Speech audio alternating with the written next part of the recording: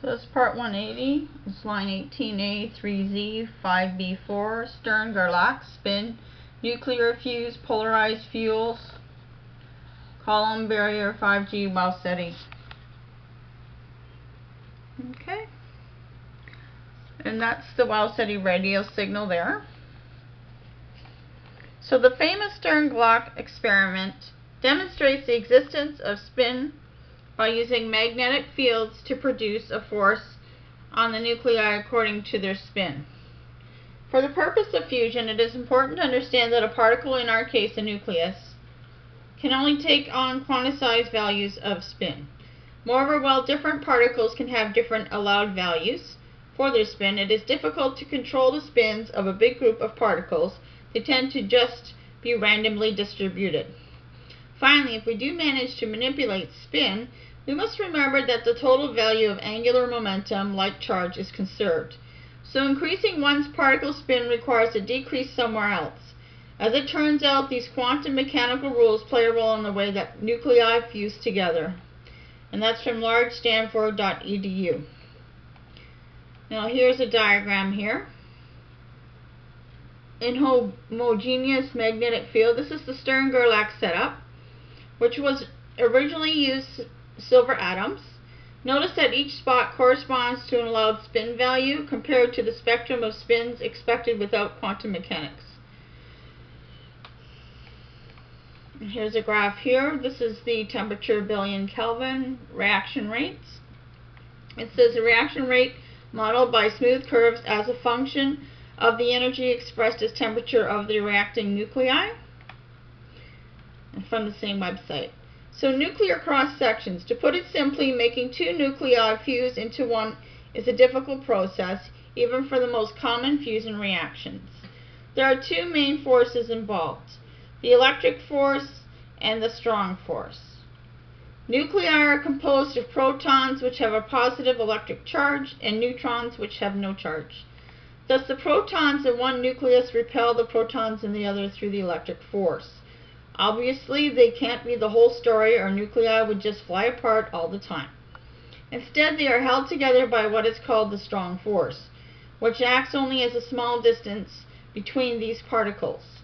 Once they get close enough, the strong force begins to attract them, and they get pulled closer together. The problem for fusion is that close enough is very close, almost touching, and requires the nuclei to be moving fast enough to defeat the electric repulsion, also known as the Coulomb barrier.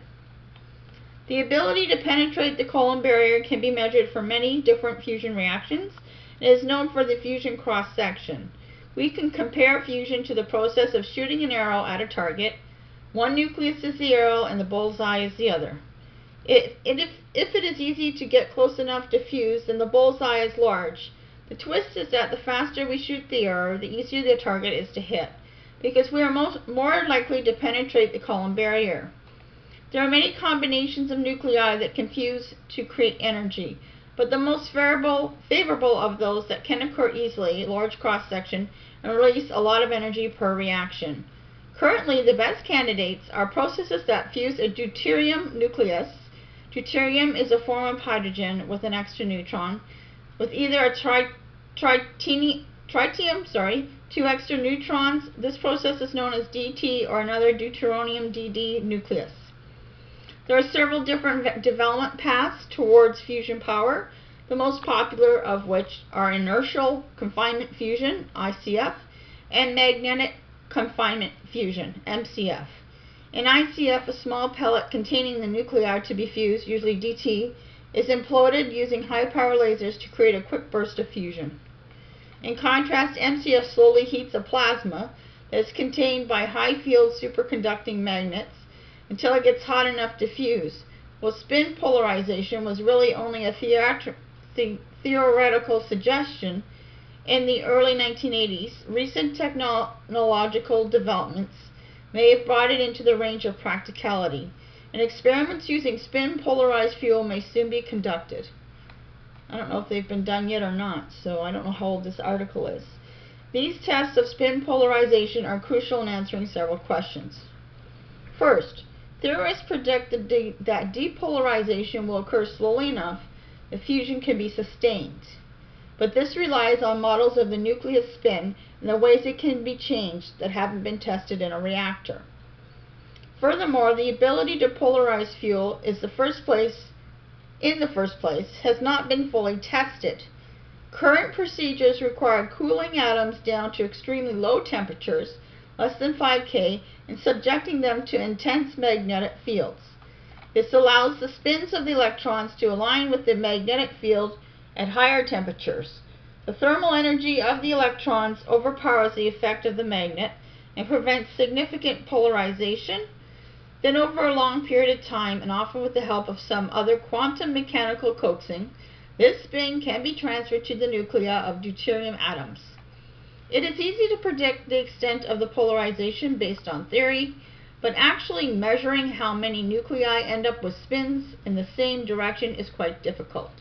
Again, this issue is one that can partially be solved by actually testing a nuclear reaction using spin-polarized fuel. Depending on how polarized the fuel is, the reaction should both increase and the direction and other properties of emitted particles will change. In considering the latter, one might imagine the analogy of playing pool. A cue ball that is spinning will result in the balls that it hits flying off in different directions or with different spins than one that is not spinning. Again, there is no direct connection because spin doesn't come from spinning in the usual sense, but the example can give some insight into the ways spin polarization might be detected from fusion reactions. Finally, the true effect of spin polarization on cross-sections in a practical fusion situation is not fully understood. Researchers are optimistic about the 50% increase in DT fusion in particular, especially because this is the easiest reaction to use for experimental reactors. Again, in effect, on DD fusion, which often is discussed in conjunction with DHE3 fusion, is less well understood. Some recent research claims that the suppression of neutrons, one of the most attractive potential features of spin polarization, may not be significant at realistic energies.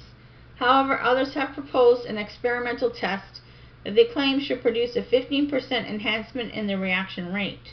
This and other tests can shed light on our ability to spin polarized fuels, the effect of such polarization on fusion cross-sections, and the rate at which depolarization occurs.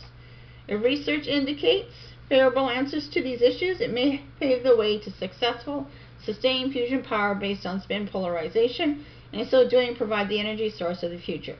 This was written by Jamie Ray. The author grants permission to copy, distribute, and display his work. Okay? From that's large.stanford.edu. So March 22nd was when I was working on this particular lens. Today is April 16th, so it's almost a month later. Okay? My thoughts. I didn't really understand all the scientific terminology in creating nuclear fusion. This paints an easier picture to digest. Quote, Fusion Spin Dependence, Jamie Ray, March 18th, 2011. And he submitted this work to Stanford University. Quote, this and other tests can shed light on our ability to spin polarized fuels, the effect of such polarization on fusion cross-sections, and the rate at which depolarization occurs. If research indicates favorable answers to these issues, it may pave the way to successful, sustained fusion power based on spin polarization, and in so doing provide the energy source for the future, or of the future. Again, that's large.stanford.edu. That's where you can find his thoughts and his blog there. My thoughts about this. This is my thoughts continued. Nuclear fusion formula ideas from Jamie Ray's article. So I look at his article and I come up with some fusion ideas, okay? So you want to add spin plus polarized fuels plus depolarization techniques plus sustained fusion power plus spin polarization equals the 5G UFO engine speed progress using several techniques of nuclear power. Again, this is part of a video series of almost 8 videos. I took one line of data and divided it up into 8 videos. These are the 8 videos, and you'll see them in each video. They'll be in the tags and stuff when I post it up on the Website, Victoria Stafford, A Psychic Investigation. And then we're going to go on to the next video.